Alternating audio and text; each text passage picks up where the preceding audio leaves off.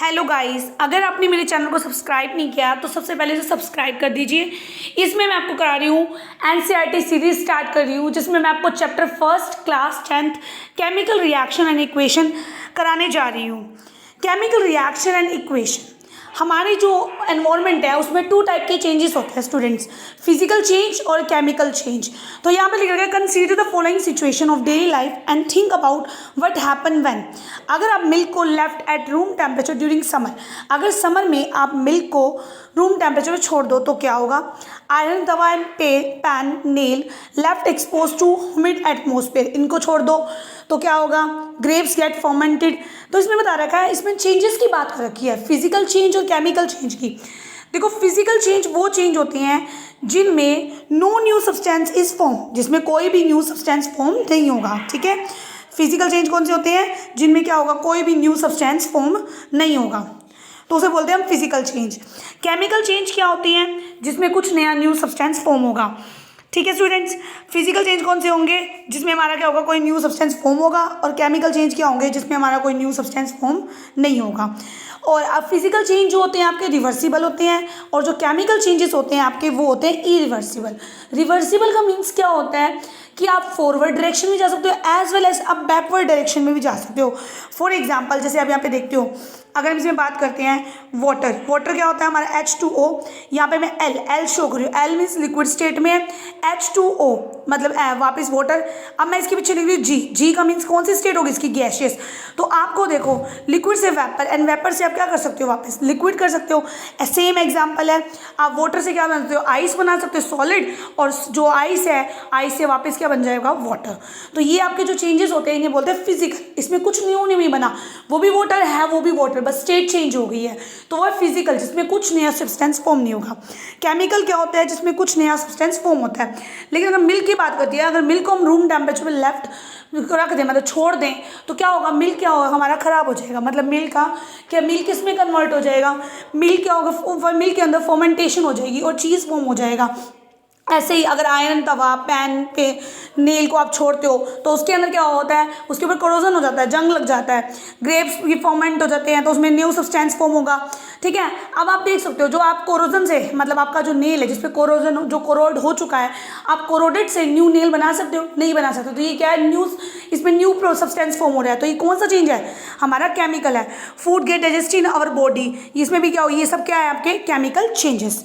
तो ये पहले आपको इसमें इस चैप्टर में ये पता होना चाहिए कि फिजिकल और केमिकल चेंजेस क्या होते हैं। तो in all of above situation the nature and identity of initial substance change हो रही है। तो we have learn about the physical and chemical changes of matter in our previous classes में भी हम पढ़ चुके हैं। Whenever chemical change occur we can say that chemical reaction has been taken place. जब केमिकल चेंज होता है उसी को हम क्या बोलते हैं, केमिकल रिएक्शंस। तो you may have perhaps be wondering as what to actually meant by chemical reaction. अब आपको यहाँ से पता चलेगा कि एक्चुअली मतलब क्या होता है केमिकल रिएक्शन का, and how do we come to know that a chemical reaction has been taken place, कि कैसे एक केमिकल रिएक्शन टेक प्लेस होती है। तो यहाँ पे लेट अस परफॉर्म करते हैं activity to find out the answer of the questions. तो एक्टिविटी 1.1 में देखो क्या शो कर रखा है, question the activity need the teacher assistant. इसमें टीचर के असिस्टेंट की बहुत जरूरत है, and it would be better if student wear eye protection. इसमें स्टूडेंट को अपने आई प्रोटेक्ट करने की जरूरत है। ठीक है, क्यों है, देखो यहाँ पे कर क्या रहे हैं, क्लीन अ मैग्नीशियम रिबन, रिबन लिया गया है about 2 centimetre long bye rubbing it with sand paper. Sand paper की हेल्प से उस रिबन को रब करके क्लीन किया गया। Hold it with pair of tongs, hold किया गया टोंग से। Burn it using a spirit lamp, spirit lamp पे बर्न कर रहे हैं, और burner and clack the ashes so form, जो एशेस फॉर्म हो रही हैं उनको हम क्लैक करें वॉच ग्लास में। देखो यहाँ पे दिख भी रहा है, ये इसके ये हैंड में दिखा रखा है, टोंग है, टोंग में मैग्नीशियम रिबन है, उसको बर्न किया जा रहा है, और नीचे एशेस को कलेक्ट किया गया है। And burn the magnesium ribbon keeping it as far as possible from your eyes, इसको अपनी आंखों से दूर रखो जितना हो सके। And what do you observe, आप यहाँ पे क्या ऑब्जर्व करते हो, तो ये शो कर रखा है सेक्टर में।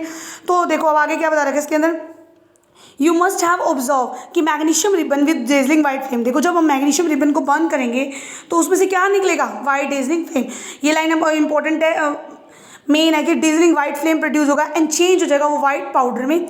ठीक है, and this powder is magnesium oxide. देखो जब आप मैग्नीशियम रिबन को बर्न करते हो एयर के अंदर, Mg को मैग्नीशियम, बर्न किया हमने किसमें, एयर में ऑक्सीजन होगी तो आपका फॉर्मूला बन जाएगा MgO। तो आपको बैलेंस करना पड़ेगा 2Mg प्लस O2 है तो हमारा फॉर्मूला बन जाएगा 2MgO। तो ये आपका मैग्नीशियम ऑक्साइड फॉर्म होगा यहाँ से, ठीक है। इसके बारे में बता रखा है। और इसके अंदर जब हम इसको बर्न करते हैं तो इसके अंदर क्या प्रोड्यूस होता है, वाइट डेजलिंग फ्लेम। तो इस एक्टिविटी में ये शो कर रखा है, ठीक है। जो ये प्रोड्यूस होता है वो मैग्नीशियम ऑक्साइड, ये ना आँखों के हमारी आइज़ के लिए ना डेंजर होता है, तो इसलिए हमें इस एक्टिविटी को परफॉर्म करते वक्त अपनी आई को कवर करना चाहिए ग्लासेस से, ठीक है, प्रोटेक्शन रखनी चाहिए। तो इस एक्टिविटी में ये शो कर रखा है। नेक्स्ट एक्टिविटी 1.2 देखो यहाँ पे, ठीक, लेड नाइट्रेट। लेड नाइट्रेट का फॉर्मूला होता है हमारा PbNO3 ट्वाइस, PbNO3 और ये क्या है, ट्वाइस नाइट्रेट। इसको लिया गया ट्यूब में एंड ऐड पोटेशियम आयोडाइड, इसके अंदर आपको डालना है Ki, पोटेशियम आयोडाइड डाला तो व्हाट ऑब्जर्व, तो यहाँ पे क्या देखोगे आप, क्या फॉर्म होगा आपका इस एक्टिविटी में। तो देखो इसके अंदर क्या होगा, इसमें क्रॉस हो जाएगा, Pb के साथ क्या हो जाएगा, I, लेड आयोडाइड बन जाएगा और आपका बन जाएगा पोटेशियम नाइट्रेट KNO3। तो इस तरह से आपका ये फॉर्म हो जाएगा, ठीक है। तो ये यहाँ पे इस एक्टिविटी में ये शो कर रखा है। यहाँ पे रिएक्शन बता रखी है किसकी, लेड नाइट्रेट की विद पोटेशियम आयोडाइड के साथ, ठीक है। थर्ड एक्टिविटी में क्या शो करेगा, 1.3 एक्टिविटी में take zinc granule in a conical flask, flask के अंदर जिंक ग्रैन्यूल लो, डाइल्यूट सल्फ्यूरिक एसिड डालोगे तो क्या होगा, इसके ऊपर क्या कर रखा है, कॉर्क लगा रखी है, मतलब ढक्कन लगा रखा है। क्वेश्चन क्या है कि handle the acid with care, जब भी आप एसिड के साथ रिएक्शन करते हो तो आपको केयरफुली करनी चाहिए।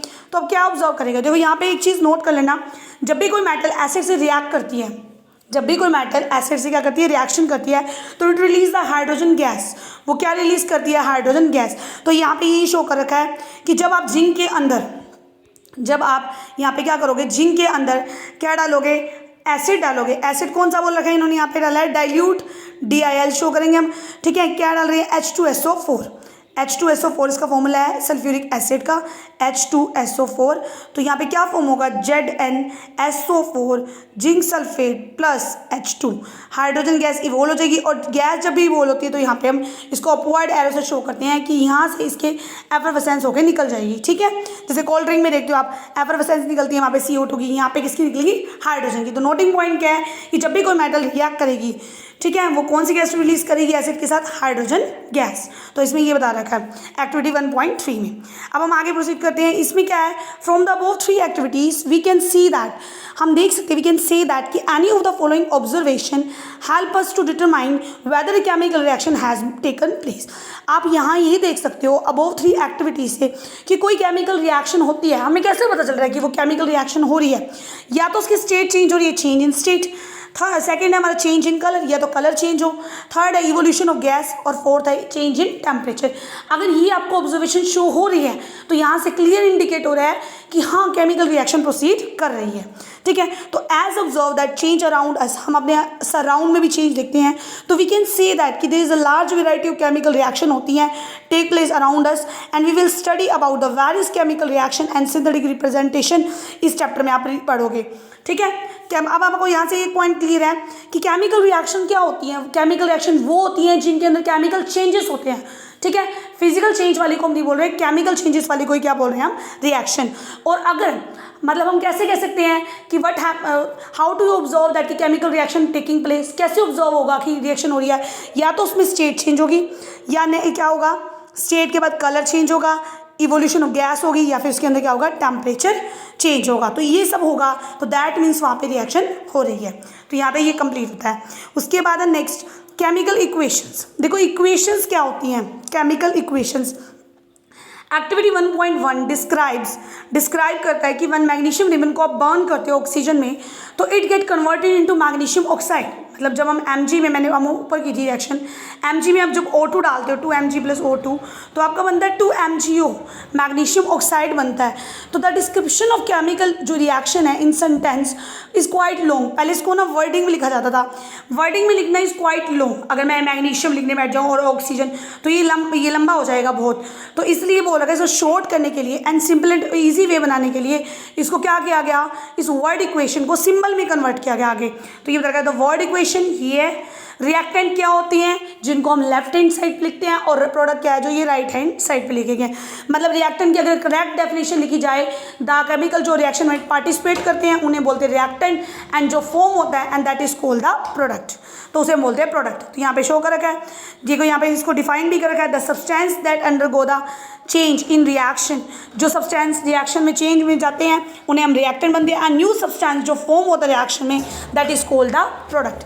A word equation change show करती है चेंज ऑफ रिएक्टेंट। देखो वर्ड इक्वेशन क्या शो कर रही है यहाँ पे कि जो रिएक्टेंट है, अब देखो एरो से शो कर रखा है कि वो किस में कन्वर्ट हो रहा है, प्रोडक्ट में। जो रिएक्टेंट है वो कहाँ पे लिख रखे है, लेफ्ट हैंड साइड में, with plus sign between them, ठीक है। एंड सिमिलरली प्रोडक्ट को कहाँ लिख रखा है हमने, राइट हैंड साइड पे, ठीक है। RHS प्लस साइन शो करेंगे एंड एरो पॉइंट टुवर्ड करता है प्रोडक्ट की तरफ एंड शो करता है डायरेक्शन ऑफ रिएक्शन कि कैसे एक रिएक्टेंट प्रोडक्ट में कन्वर्ट हो रहा है। तो ये एरो शो कर रहे हैं यहाँ पे, ठीक है। तो ये था आपका केमिकल इक्वेशंस कि केमिकल इक्वेशन क्या होती हैं, ठीक है, जिन्हें हम लिखते हैं। ये दिखा रखा सिंपलेस्ट वे है कि हम इस वर्डिंग को किस में कन्वर्ट करें, सिंबल्स में। जो लेफ्ट हैंड साइड पे है वो रिएक्टेंट और राइट पे प्रोडक्ट है, बीच में मतलब प्लस साइन शो कर रखा है रिएक्टेंट के, और जो कन्वर्ट हो रहे हैं हमारे प्रोडक्ट के अंदर।